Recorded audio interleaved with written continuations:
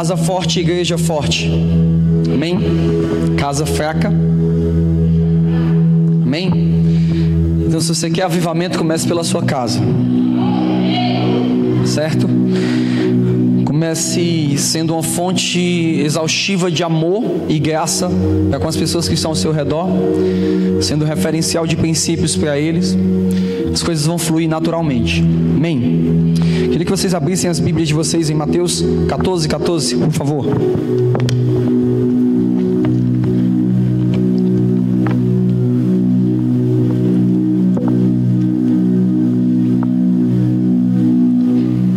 Eu não vou perguntar para o pastor, porque toda igreja que eu vou, eu pergunto para o pastor: que horas termina? Não, vai. Eles fazem assim. Perguntar para o povo, porque o povo não mente, né? A gente pergunta: que horas vocês terminam aqui? Não.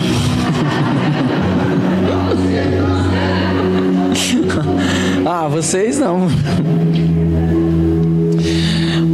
Mas hoje eu não tenho algo muito extenso para falar. A gente vai ter segunda e terça. Eu tenho algo oportuno, preciso para falar. Hoje não é falar muito, hoje é falar o preciso. E a gente vai tratar algumas coisas, ok? Eu quero falar sobre a tríplice revelação de Jesus no Novo Testamento. O tema parece que é complicado, mas é simples.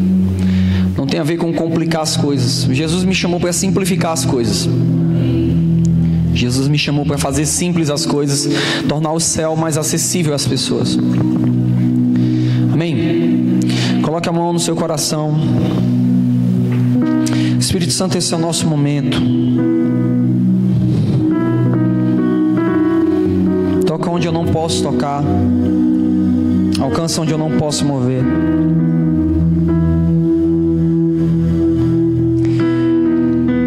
Tenho sido cercados por tantas grandes ondas de amor.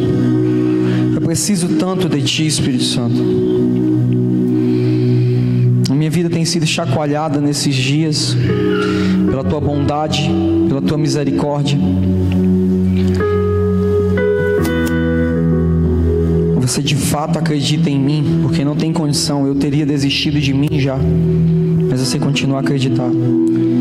Eu peço que o Senhor fale com cada pessoa que está aqui. Vem nos batizar no Teu amor. Hoje é uma noite de amor, de paternidade do Pai. Leva-nos mais perto do coração do Pai nessa noite, em nome de Jesus. Amém. Mateus 14 fala o seguinte: e ele, ao desembarcar, viu uma grande multidão, compadecendo-se dela, curou os seus enfermos. O que eu vou falar para você trata de 3 manifestações de Jesus. A primeira manifestação é o Jesus da bênção, do milagre e da multidão. A segunda manifestação é o Jesus doutrinário, o Jesus do princípio, o Jesus da verdade bíblica. E a terceira manifestação é o Jesus eterno, a vida e a luz dos homens. E a gente precisa entender que quando você olha um panorama bíblico, quando você começa a olhar dentro de uma chave hermenêutica correta, você começa a entender como Jesus funciona. E seria equivalente a olhar para Jesus e como se ele fosse um cubo. Um cubo, se você pode olhar só para uma face dele e acreditar que ele é só aquilo, mas se você girar, você verá outra face. Então a gente tem um Jesus que é multiforme. Os 4 seres viventes diante do trono, eles denotam a natureza dos 4 evangelhos também. Um revela a natureza do evangelho de reinado de Jesus, outro revela a natureza do evangelho de servo de Jesus, o outro revela a natureza eterna de Jesus, e o outro revela a natureza profética de Jesus. Então, eu recebi graça do Senhor para fazer uma leitura do que tem acontecido na nação brasileira. Esse sermão eu não preguei na Casa Amarela, eu não falei disso. Então vocês estão sendo os primeiros no Brasil a tratar sobre isso. Eu acredito que Deus tem algo especial para Poços de Caldas. Poços de Caldas é uma terra de embates proféticos, de forças das trevas e forças espirituais, porque aqui é um epicentro de avivamento. As águas quentes que brotam da terra aqui, elas falam da natureza de um avivamento que brota sobre esse local. Nós precisamos enxergar a realidade que se move por detrás das coisas. A palavra do Senhor, ela fala que eu vos darei o Espírito da verdade, que o mundo não pode conhecer, mas Ele habita em vocês, Ele vai estar com vocês para sempre. Essa palavra Espírito da verdade, essa palavra verdade, no grego, ela é aletheia, diga aletheia. Aletheia, ela é literalmente, ela significa mais do que verdade, ela significa a realidade que está por detrás das coisas. Então, quando a Bíblia fala que nós recebemos o Espírito não só da verdade, nós recebemos o Espírito da realidade, o Espírito que revela o que está por detrás das coisas. Paulo, ele leu a Bíblia inteira, e ele era estudante da classe de Gamaliel, e o máximo que ele conseguiu lendo a Bíblia inteira e estudando a Bíblia inteira foi mandar para o cárcere e para a morte aproximadamente 5.000 cristãos. Porque ler a Bíblia por ler, sem revelação do Espírito e sem intimidade com aquele que te revela a aletheia, só vai te causar prejuízo. Mas quando você lê a Bíblia e o Espírito Santo te começa a mostrar a realidade por detrás das coisas, as coisas mudam. Quando a gente vê Moisés ali na fenda da rocha, e a palavra do Senhor fala o seguinte: Moisés, eu estarei por detrás da rocha, você vai me ver por detrás da rocha. Isso fala da natureza do nosso Deus, que é a verdade que se esconde por detrás das coisas. Você precisa entender que o seu Deus se esconde por detrás das coisas da sua vida, e toda a sua vida ela comunica uma realidade que aparentemente não é visível. A aletheia é a realidade por detrás daquilo que é aparente. Então, o que é aparente em Poços de Caldas? Aqui tem águas termais. Agora, qual é a realidade que se esconde por detrás desse fato? Existe uma natureza redentora que Deus levantou nessa terra. A natureza, a realidade que se esconde por detrás desse fato é que aqui é uma terra de avivamento. Quando a gente começa a entender que Paulo, ele começa a ler a Bíblia e ele começa a ver agora com o Espírito Santo a verdade que tem por detrás das coisas, ele se torna um doutrinador no corpo de Cristo. Você precisa começar a olhar e começar a perguntar para o Espírito Santo o que significam as coisas que acontecem na sua vida. Por que Deus te mudou de casa? Por que Deus mudou seu carro? Por que Deus te mudou de emprego? Por que você está em atual circunstância? O que é a sua vida? Qual é a realidade que se move através da aparência que tem na sua vida hoje? Vocês conseguem me entender? Vocês estão comigo? Então eu sou um homem que eu caminho muito nos símbolos, porque Cristo na Bíblia se revela através dos símbolos, das alegorias. Eu chego num local e eu vejo escrito na parede: seja bem-vindo, filho. Isso eu posso dizer é uma projeção, mas qual é a realidade que se esconde por detrás disso? Porque talvez uma pessoa movida de entendimento escreveu isso no data show e você vai dizer: nossa, é natural. Não, porque ela escreveu de acordo com a mentalidade que é formada nesse local. Porque se fosse algo institucional, ela poderia colocar simplesmente: seja bem-vindo. Mas a realidade que opera nesse local, por detrás da aparência, é que aqui é uma casa paterna.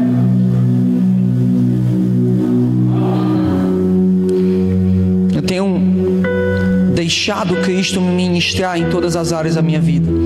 Quando você começa a ver que existe uma realidade por detrás das coisas, a sua casa já não é mais sua casa. Você começa a entender que quando você entra dentro da sua casa, a sua casa não é sua casa é Cristo. Que você entra dentro dele, você senta na mesa, você se alimenta, você tem comunhão. Todas as coisas elas comunicam a realidade que existe por detrás. Tudo para mim fala de Jesus. Toda a minha vida, tudo que eu estou vivendo fala de Jesus. Se eu estou num carro, o carro me fala da natureza de Jesus. O Jesus que me leva, que me translada de um local a outro. Então quando você começa a ter uma vida assim, as coisas começam a mudar. Então na Bíblia a gente começa a entender que existe uma realidade por detrás das coisas. E a primeira coisa que eu quero falar com vocês é o Jesus da bênção, do milagre e da multidão. Mateus 14:14, essa palavra, compadecendo-se da multidão. Jesus veio e compadeceu-se da multidão. Essa foi a primeira palavra que eu estudei em outro idioma. Ela é uma palavra em latim, o original dela, que é splanchnizomai. Eu estudei ela quando eu tinha 17 anos. Foi a primeira palavra que eu fiz um estudo semântico dela. E a palavra splanchnizomai, que é a palavra para compaixão, ela é a palavra equivalente a ele teve câimbras no intestino. E isso revirou o intestino dele. Quando Jesus olhou a multidão e ele viu a multidão, ele teve uma câimbra dentro dele. Ele teve uma splanchnizomai. Porque ele teve compaixão, e não foi só compaixão, que dó, aquilo doeu nele, aquilo mexeu as entranhas dele. E o primeiro Jesus que a gente precisa entender, que esse é o primeiro nível da fé. E quando eu falo primeiro nível da fé, irmãos, eu não estou dizendo que é um nível que é menos importante. Quando você olha um tripé como esse aqui que está na minha frente, você começa a perceber que não existe uma perna mais importante do que a outra, ok? Vocês estão comigo? Amém? Uma perna, ela não é mais importante do que a outra. Se você tirar uma das pernas, ele vai cair. Então a primeira perna dessa manifestação de quem Jesus é, Jesus sim é o Jesus do milagre. Jesus sim é o Jesus da bênção. Jesus sim é o Jesus da multidão. Uma geração imatura no Brasil, com falta de mentores e com falta de progenitores espirituais que expliquem as realidades do reino para eles, começa a xingar igrejas A, B e C, que atraem as pessoas por causa dos milagres, que atraem as pessoas por causa do pão, que atraem as pessoas por causa da cura, que atraem as pessoas por causa da depressão. Se você se chateia com isso, você se chateia com a natureza do ministério de Jesus.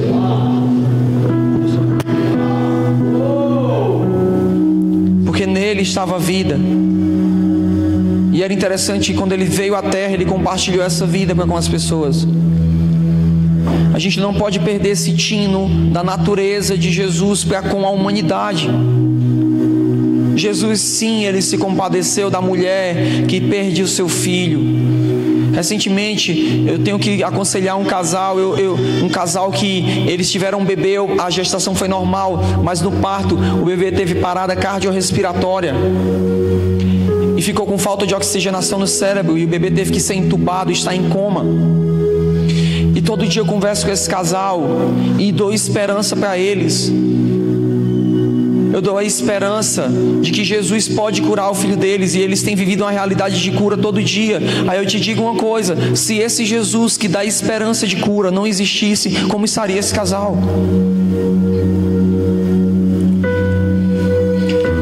Nós entramos dentro do reino, estamos sendo bem alimentados, mas nós esquecemos da natureza real da humanidade, que a humanidade se encontra débil, doente, fraca, pobre, cega e nu. E Jesus, ele veio para ratificar essa condição da miséria humana. A miséria nada mais, nada menos fala do que a natureza pecaminosa e destrutiva do que o diabo gerou na humanidade. Eu tenho um problema muito grave com a pobreza. Eu não aceito pobreza e miséria de forma nenhuma sobre a minha vida, nem sobre a vida das pessoas que eu lidero. Porque Deus,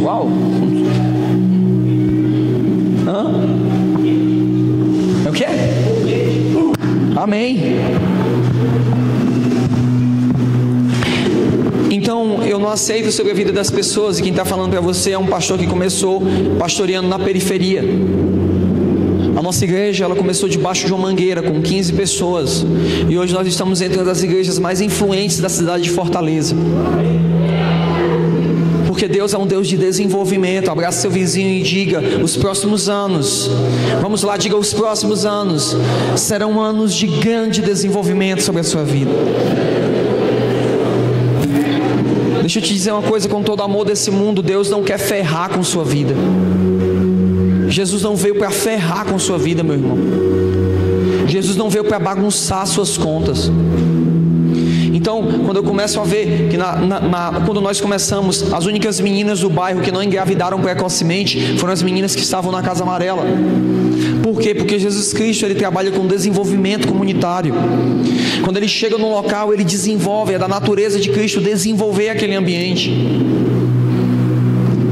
porque ele é vida. Então, o primeiro Jesus que existe no Brasil, sabe, as pessoas cortejam e celebram pregadores que mantêm canais no Facebook e no YouTube só a título de escarnecer com ministérios no Brasil. Nós batemos palmas, compartilhamos. Pastores que abrem a boca e eles têm o critério e têm a régua e a pena para estabelecer a medida de fé da igreja cristã. Eles olham e conseguem. Eu não consigo entender isso. Se nem Cristo conseguiu determinar quem eram aqueles que iam trabalhar para Ele, Ele disse: se estiver falando, deixa, não vos impeçais. Se nem Cristo conseguiu determinar isso, mas tem pregadores que se acham no direito de dizer que o que é igreja e o que não é igreja. Vejo pregadores que sobem ao púlpito e dizem: eu fui em igrejas que eram 100% joio, eu fui em igrejas que eram 100% bodes. Se nem Jesus disse, Jesus mesmo falou que no meio do trigo haverá o joio, mas é trigo e joio. Não existe uma igreja completamente boa e não existe uma igreja completamente ruim. Mas quando a gente começa a dar ouvido a esse tipo de ensinamento, começa a entrar dentro de nós um sentimento de amargura, que ele é tão corrosivo, irmãos, ele é tão destrutivo, porque ele não constrói nada. Eu vou te dizer uma coisa: cerque-se de pessoas que, se forem críticas, produzem críticas que levam a construir alguma coisa. Eu parei de dar os meus ouvidos para pessoas que só apontam erros e não constroem nada. Eu parei de ser uma pessoa que aponta erros, e hoje eu trabalho em cima de buscar soluções. Eu trabalho no Brasil, eu vou nas igrejas em busca de trazer soluções, porque já tem gente demais para falar o que está errado. Então vamos fazer o diferente, vamos falar o que está, como fazer para dar certo. Então esse Jesus, sabe, eu costumo chamar ele de o Jesus Valdomiro, Jesus Valdomiro Santiago. Sabe por que eu falo isso? Só para chatear você, só para mexer com o homem religioso que tem dentro de você. Que era o Jesus que descia do monte, aí pegava as veinhas e fazia assim: pipoca com o reino das trevas mesmo aqui, Jesus. Eu vivo de símbolos, eu estou pregando e começa a ter uma história de rojão, cara. É porque estruturas, cadeias mentais estão quebrando hoje aqui.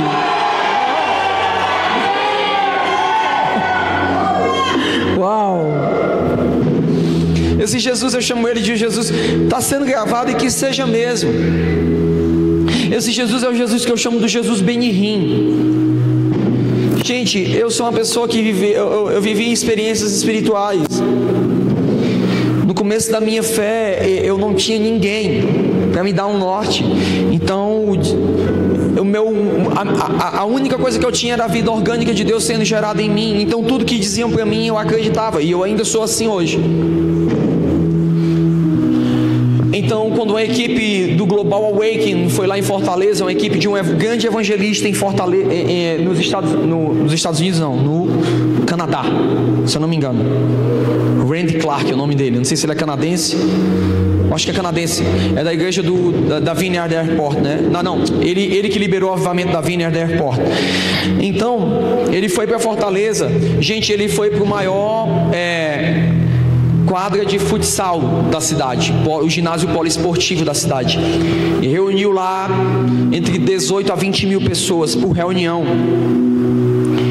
E eu fui, e resumindo bem a história, uma das americanas orou por mim, e naquele momento eu recebi um dom que se chama glosália, que se chama discernimento e interpretação de línguas. Eu não falava inglês, eu comecei a falar, e qualquer língua que eu venha ter contato, eu vou entender ela muito claro. Eu sou uma prova viva do que aconteceu em Atos capítulo 2. Eu sou uma prova viva. Se você tem uma dúvida, if you have some doubt, come here and talk with me, ok? Tá certo? Amen. Ok, então eu recebi outros idiomas pela imposição de mãos. E eu me tornei tradutor dessa equipe. E eu caminhei alguns anos com eles. Quando eles iam para Fortaleza, eu fazia parte da equipe de tradução. E você não tem noção de quantas coisas maravilhosas eu vi e miraculosas. Quantas vezes eu me lembro de um dia da gente estava chegando no ginásio. Eu vi um pai, eu sou pai hoje, o imaginador daquele pai. Ele chegando com seu filho numa cadeira de rodas. E era como se a última esperança dele fosse aquele momento. E ele chegou, e naquele momento Jesus falou comigo: vá até eles e diga que hoje, tudo que eles esperavam durante anos será resolvido. Eles tinham um filhinho de 5 anos. E eu disse: Jesus, e agora? E eu fui: Jesus vai curar ele, tudo que vocês estão esperando será resolvido. E eles entraram na reunião, gente, e a gente está lá porque eram milhares de pessoas sendo orando por cura, recebendo milagres. A gente traduziu os americanos, e cura de câncer, tumor, cura de todo tipo de doença, pessoas endemoniadas sendo libertas. E quando eu olho no meio da multidão, eu vejo um pai levantando a cadeira de rodas, e ele abraçando o seu filho em pé. E quando eu corro para ver quem era, eu vejo o filhinho dele, e a perna do filho dele era atrofiada, e o filho dele começou a ir para ele, e cada passo que ele dava, a perna ia engrossando, até que ele começou a andar. Uma vez nós estávamos em uma cidade, uma tribo indígena no sertão do Ceará, e nós estávamos pregando o evangelho. Para piorar, uma tribo indígena ainda tinha um terreiro de macumba dentro da tribo indígena. E eu não sei se você sabe, dentro da tribo indígena, a lei vigente é da tribo, não é a da nação. Então, se você tem uma tribo que permite assassinato, você pode morrer ali, e a lei vigente é dali. E nós pregando o evangelho lá, nós estávamos lá pregando o evangelho, e nada rompendo. Então chegou um cadeirante lá, um homem com muletas, perdão. E a galera era tudo adolescente na época, e começou a orar pelo aquele homem. Foi só o suficiente, foi só o Jesus que cura curar um homem aleijado. E ele começou a andar. Toda a tribo recebeu a mensagem do evangelho. Toda. Porque o Jesus que cura é real. Então a gente não pode roubar essa esperança das pessoas. O Jesus que atrai as pessoas, você não pode se enganar. Você fala assim: a gente tem que amar Jesus. A gente tem que amar Jesus pelo que Ele é, e isso de fato é uma verdade. Mas você não pode enganar o fato, e não pode mentir para você, porque se você veio até Jesus, você veio porque você tinha algum problema, alguma miséria, ou alguma lástima, ou emocional, ou financeira, ou familiar, ou domiciliar, não interessa. Todo mundo que está aqui veio porque você estava com problemas. Veio porque se você não tinha problemas, você tinha um vazio. E o Jesus que cura, o Jesus que atende às multidões, Ele não te julgou, não te disse: você tem que me amar primeiro. A própria palavra do Senhor, ela fala: nós o amamos porque Ele nos amou primeiro. Então esse Jesus que cura, esse Jesus que é real, esse Jesus que sim é sobrenatural, esse Jesus que entra nos nossos cultos, como eu tenho tido experiências maravilhosas na Casa Amarela, de pessoas que são curadas no momento da adoração. Esse Jesus que é solícito à necessidade do perdido, que é solícito à necessidade daquela mulher que clama para que seu filho saia da droga, que clama para que seu marido pare de beber. Esse Jesus, Ele é real, Ele é verdadeiro, e Ele não pode ser menosprezado. Ele é o primeiro nível, e quando eu falo primeiro nível, eu não estou falando de que Ele é o menos importante, eu estou falando que Ele é o primeiro. E no grau de importância, os três são iguais. Essa é a primeira manifestação de Jesus. Quando você entra na igreja, você tem que lidar com o Jesus da multidão. Você não entende os outros Jesus, você só entende esse. É o Jesus que eu vim até Ele. É o Jesus que eu estava perdido e fui achado. É o Jesus que eu estava morto, agora eu vejo. É o Jesus que pode te encontrar aqui no meio dessa multidão. Sabe uma coisa que eu acho muito linda? É que a Bíblia fala que Jesus, ele vinha passando na alfândega de Jerusalém e ele olhou para Mateus e disse: segue-me. Isso pode parecer bobo, mas na alfândega de Jerusalém, na entrada de Jerusalém, todos os mercadores tinham que parar para prestar conta. Era como se fosse a Receita Federal. Existia 250 cobradores desse lado, 250 cobradores do outro lado, e Jesus conseguiu olhar no meio de 500, olhar para um e dizer: me segue. Isso é demais. E eu me identifico muito com Mateus, porque eu era uma pessoa que eu estava dentro da igreja. Eu venho de uma linhagem, sabe, minha mãe se desviou, mas a minha linhagem é um dos fundadores do Evangelho Pentecostal no estado do Ceará. E a minha família voltou ao Evangelho por causa de mim. Eu faço hoje o que o meu bisavô fazia 100 anos atrás. O meu bisavô há 100 anos atrás pregava e cantava. 100 anos depois, Deus lembrou-se do meu bisavô, e o seu bisneto prega e canta. Não mais sozinho, agora com o seu tataraneto.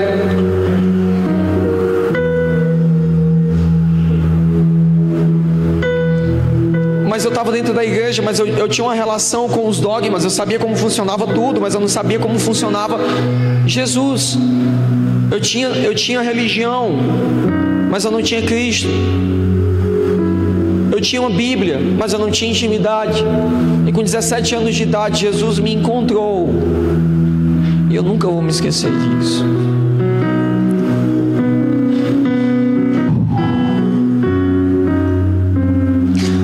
Tem uma coisa que é verdade. Se você se lembra do dia que você encontrou Jesus e isso não mexe com você, é porque provavelmente você não encontrou Jesus.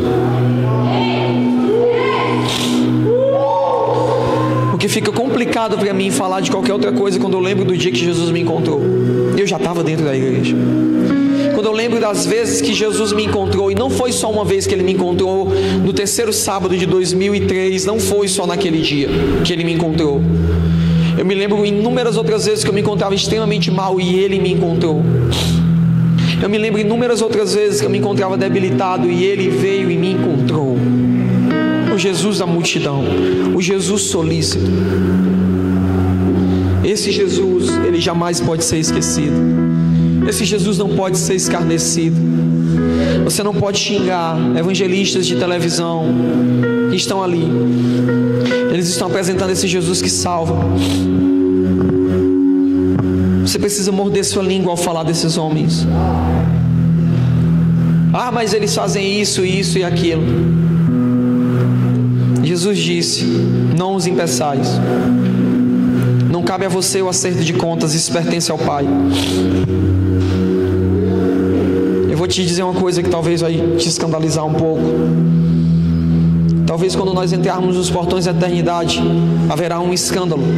O primeiro escândalo será: muitas pessoas que você achavam que não estariam lá, estarão lá. O segundo escândalo que você vai passar é que muitas pessoas que você pensavam que estariam lá, não estarão lá. E o terceiro escândalo que você vai passar é: eu estou aqui. Consegue entender?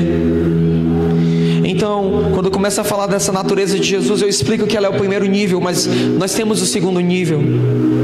Jesus, ele entra dentro do cronograma do Novo Testamento. Os 4 primeiros evangelhos, eles trazem a natureza do trabalho de Jesus.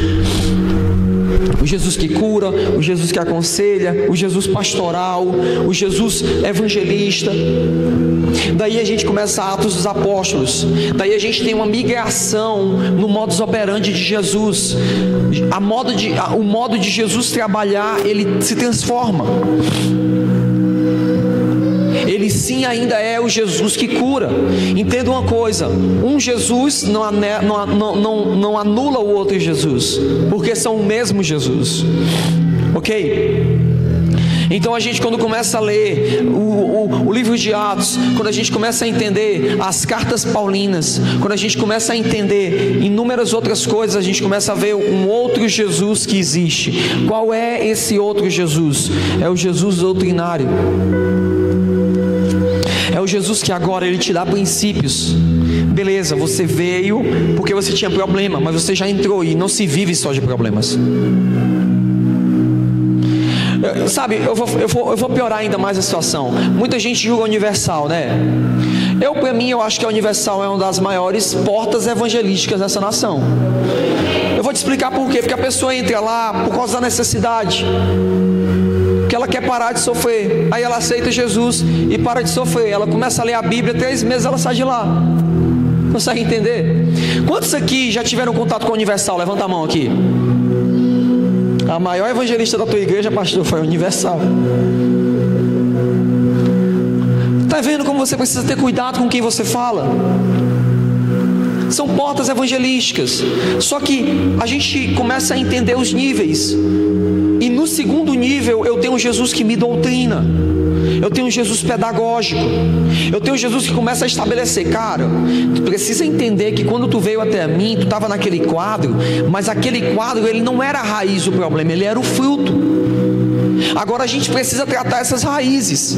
Daí a gente encontra cartas paulinas, daí a gente encontra as epístolas apostólicas, e elas começam a diagnosticar para nós um estilo de vida que vai fazer com que a gente viva aquela salvação. O apóstolo Paulo, ele fala uma coisa, que ele continua a jornada dele, a fim de que ele complete a salvação dele.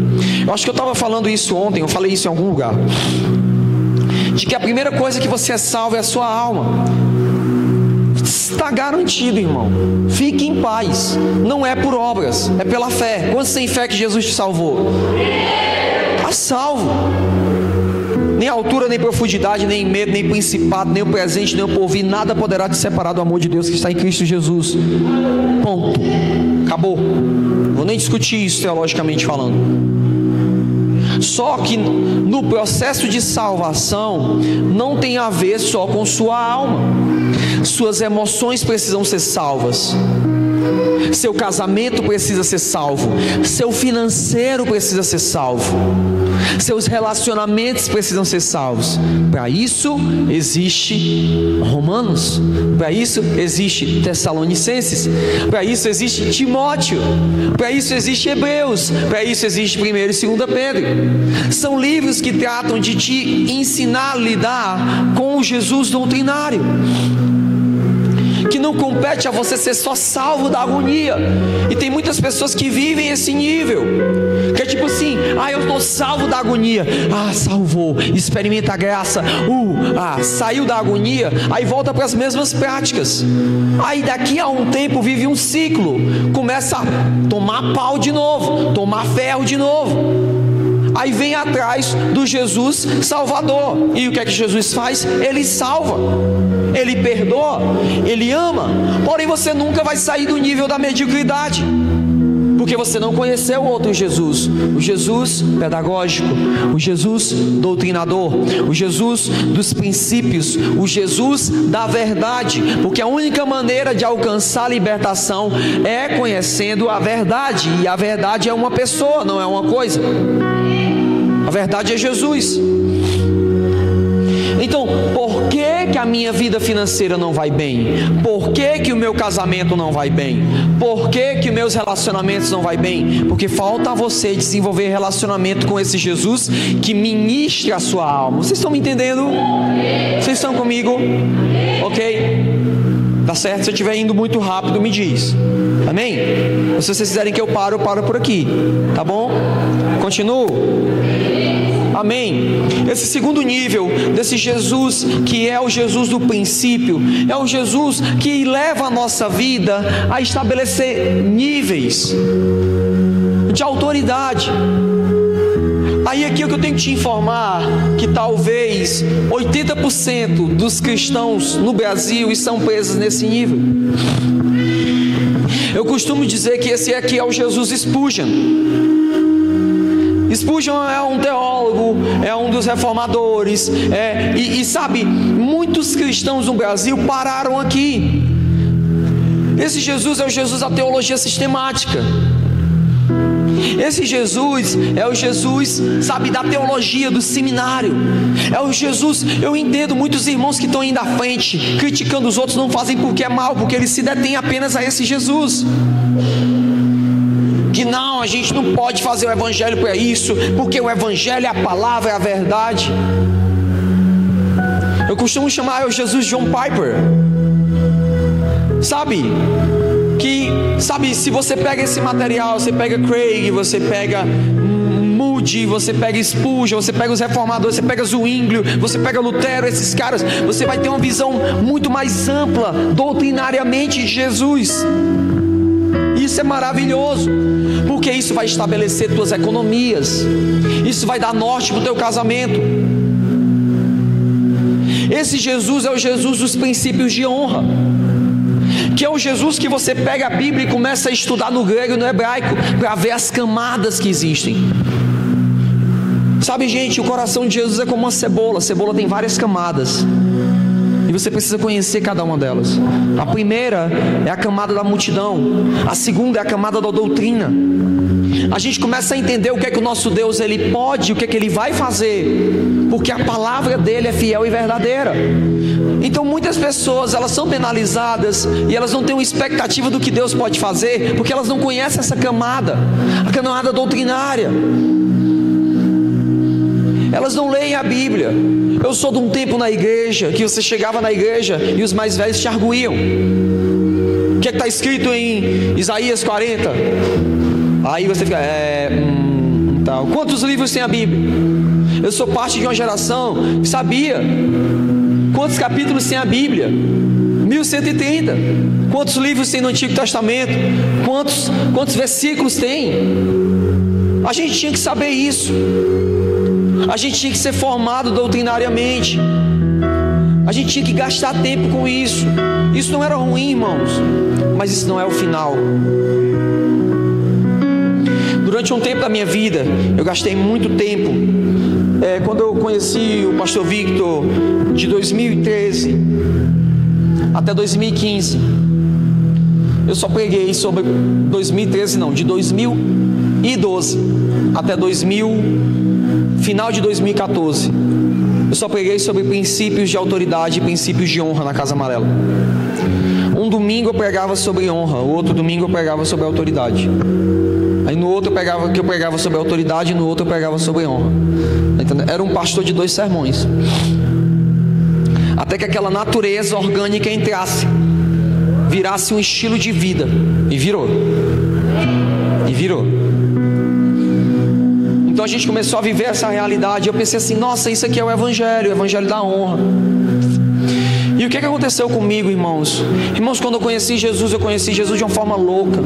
Quando eu me encontrei com Jesus, não foi dentro da igreja, eu me encontrei com Jesus no meio de uma estrada, porque eu ouvi que as pessoas diziam que Jesus era amigo. Então eu saí andando.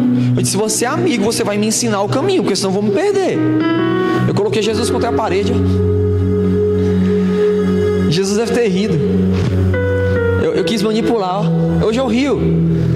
Ó, Jesus, eu estou indo para aquele canto ali, eu não sei o caminho. Se eu não souber, você vai me perder. Eu vou me perder, minha mãe vai chorar, ficar mal.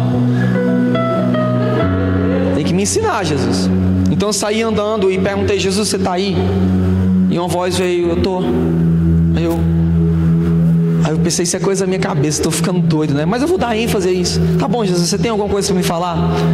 Aí Jesus foi e falou comigo, no meu coração, assim como ele fala com você. Tem, William, eu te amo. O eu te amo me quebrou. Mas sabe o que me quebrou mais ainda? Foi o William. Sabe, ele me chamou pelo meu nome. Ele não me chamou de meu servo. Ele não me chamou de meu filho. Ele não me chamou de servo meu. 7 bilhões de habitantes no planeta, e ele sabe o meu nome. Ele me chamou de amigo. Como eu vou deixá-lo? Eu falo igual Policarpo de Esmirna, colocado numa fogueira, disseram, negue Jesus. Ele olha e diz, por 86 anos eu servi, desde que eu era menino. Como poderia eu negá-lo agora?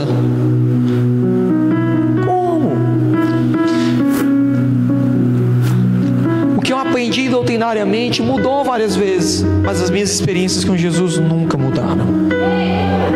Nunca. Elas eram reais. Então chegou um ponto que, por causa de muitas coisas que eu vi, por causa de muitas coisas que o movimento profético que teve no Brasil, por meados de 2003 a 2008, então houve muito abuso, muita palavra que era torpe, muita palavra que não era para abençoar, eram alguns dizendo que eram profetas, quando na realidade eram patetas, eram alguns dizendo que era ato profético, e era ato patético, tá entendendo? E eu comecei a me fechar para a vida profética, eu comecei a me fechar para as coisas proféticas, e eu tinha um dom profético gigantesco. Eu tinha encontros com Jesus que hoje eu entendo que era a vida orgânica do Espírito em mim. Eu era arrebatado com 17 anos de idade, com 19 anos de idade. Estava na sala e bum, eu caía no chão, eu ficava por horas.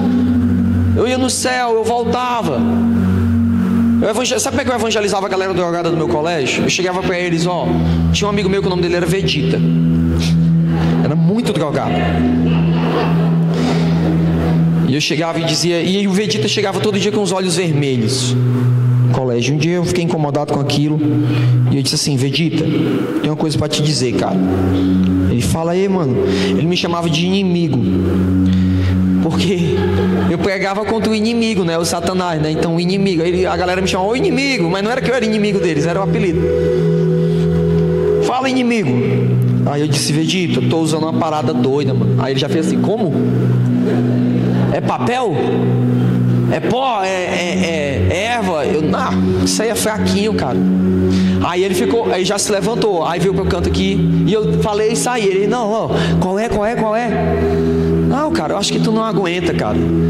Aí ele: não, tá louco, aguento qualquer coisa, velho. Fala aí qual é. Cara, tô usando uma coisa muito doida, cara, mais doida da minha vida. Mas tu não é crente? Não, mas eu posso, cara, a minha religião permite. Aí ele: pois me fala aí qual é, Cara, Jesus, cara. Aí ele: pô, inimigo, qual é, velho? Eu penso que tu vai falar um baseado legal, cara. Tu vem falar de Jesus? Aí, Jesus, cara, tá louco? Eu entro no quarto, eu chamo Jesus. Aí o que tem? Eu vejo trovão, vejo relâmpago, vejo anjo.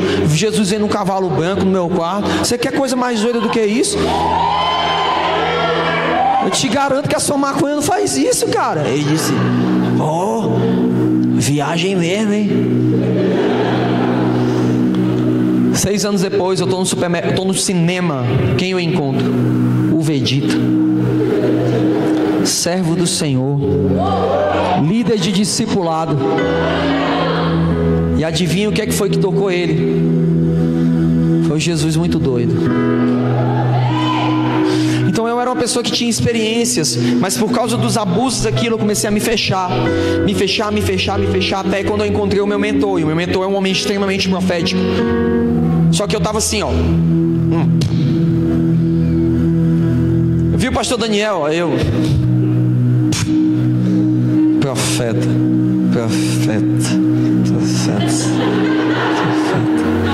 Profeta nada, mano. Você é mais um aí, velho, charlatão. E o tempo foi passando.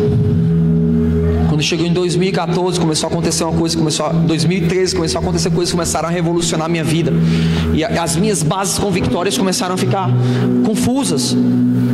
Porque eu vi que o Espírito Santo e o Reino Eterno, eles são verdades. E aquilo começou a mexer comigo. E eu comecei a sentir Jesus me chamando para um nível de intimidade maior, me chamando para um nível de intimidade mais profundo. E foi aqui que eu falo para o terceiro nível, que é o Jesus eterno, o Jesus que é a vida, e o Jesus que é a luz dos homens. Que nós não podemos perder o Jesus da multidão, nós não podemos perder o Jesus doutrinário nas Escrituras, mas nós não podemos deixar de maneira nenhuma o Jesus eterno. Que esse Jesus, que ele transcende, ultrapassa todos os limites da fragilidade humana, que ele ultrapassa todos os limites do horizonte teológico que você conhece. Esse Jesus que senta numa mesa e diz com você: eu quero tomar café com você. Em 2006 nós fizemos uma vigília e eu disse assim: Jesus, eu queria que você viesse para a nossa vigília. A gente se vestiu de paletó, foi um jantar de gala para Jesus. Como a gente era tudo liseira, não tinha dinheiro, aí o nosso jantar foi Guaraná Antártica com biscoito recheado, né, bolacha. Aí foi o nosso jantar. E a gente colocou uma mesa e sentou. E veio uma presença. Todo mundo caiu no chão. Passou-se alguns meses, a gente estava numa conferência. Um profeta chega para nós e ele diz assim: vocês fizeram um jantar para mim, não foi? Naquele dia eu não comi a bolacha, mas eu fui lá.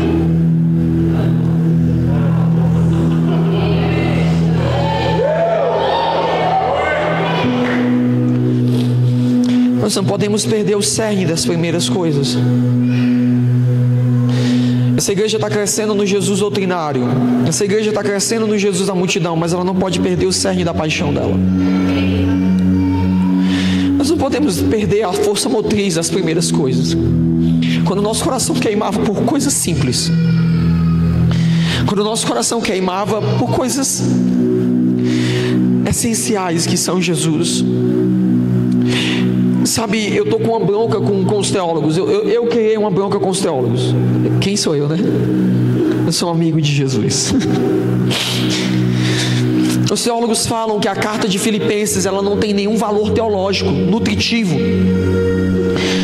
Falam que se ela fosse retirada da Bíblia, ela não teria valor teológico, não afetaria nada na doutrina bíblica, porque ela é como se fosse uma carta de encorajamento. E eu fiquei muito chateado essa semana com isso, porque quando você começa a entender o quadro hermenêutico de Filipenses, você entende a profundidade dela. O Paulo está em Roma. Segundo alguns historiadores acreditam, ele só tinha uma mão livre para escrever e uma vela, e ele tinha um problema de vista muito grave, então provavelmente ele tinha que escrever com a mão presa e olhando. E nas catacumbas de Roma existiam muitas pessoas presas que morriam e ficavam ali dias em estado de putrefação, apodrecendo dentro das prisões. Então nós temos um homem que está escrevendo uma carta para um povo dentro de uma prisão, acorrentado, com corpos em decomposição ao redor dele. E essa carta é chamada de a carta da alegria. Como os teólogos querem menosprezar isso? Como se pode dizer que não tem valor teológico nutritivo? A vida não consiste só em grego e em hebraico, mas o Evangelho de Jesus consiste em vida, e Ele é a luz dos homens. Quando você passar por uma crise emocional, quando você passar por uma quebra emocional, não é teologia que vai resolver as coisas, não são os princípios, é aquele fogo que queima lá dentro, que você não sabe por que ele arde, é aquele rio que sai de dentro para fora. Eu me aproximei demais, me aproximei demais, me aproximei demais para me comportar como um estranho. Me aproximei demais, eu me aproximei demais, eu me aproximei demais para me comportar como um estranho. Fome ou nudez, perigo ou espada, nada poderá me deter.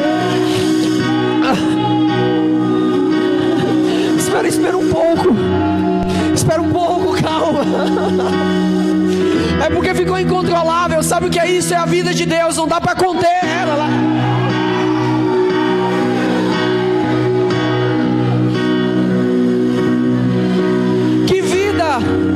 Que vida! Sinta um pouco. Calma. Meu Deus. Tem calma. Ainda falta um pouquinho. Eu sei que, sabe o que é isso que está acontecendo com você? É o fogo do Jesus eterno queimando dentro. É essa vida é eterna, que fez com que esses homens passassem pelas prisões e dissessem assim: eu não tenho falta de nada. Sim, na verdade tenho também como perda todas as coisas, pela excelência do conhecimento de Cristo Jesus meu Senhor, pelo qual sofri a perda de todas essas coisas, e as considero como refúgio, como nada, porque eu estou ganhando Cristo. Eu estou ganhando Cristo. O que faziam os nossos irmãos se entregarem dentro do Coliseu? O que faziam os nossos irmãos entregarem os próprios filhos? Era o poder de uma vida indestrutível. Eles alcançaram um nível superior, que é o nível de, em meio a todas as dificuldades, eu tenho a Cristo, Ele é tudo. Os fatores externos, econômicos, eles não me abalam mais.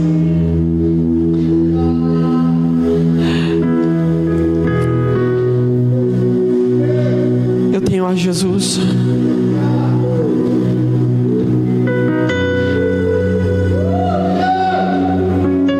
Você vai viver os melhores dias da sua vida com Jesus.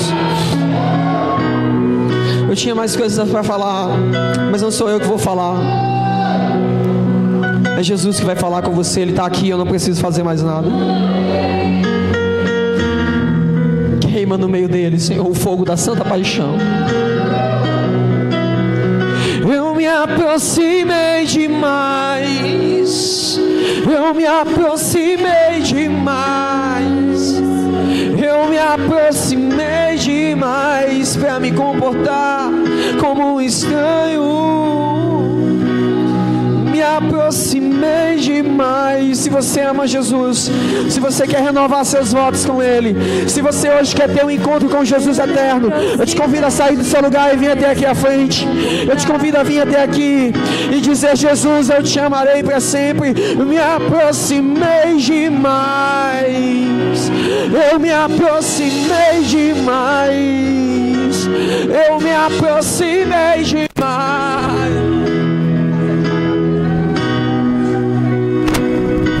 Eu me aproximei demais.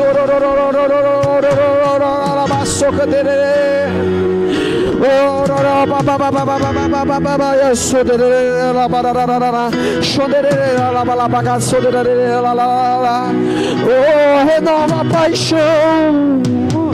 Renova a paixão nessa noite, Deus. Renova o fogo das primeiras obras, Senhor. Eu não vim para condenar essa noite.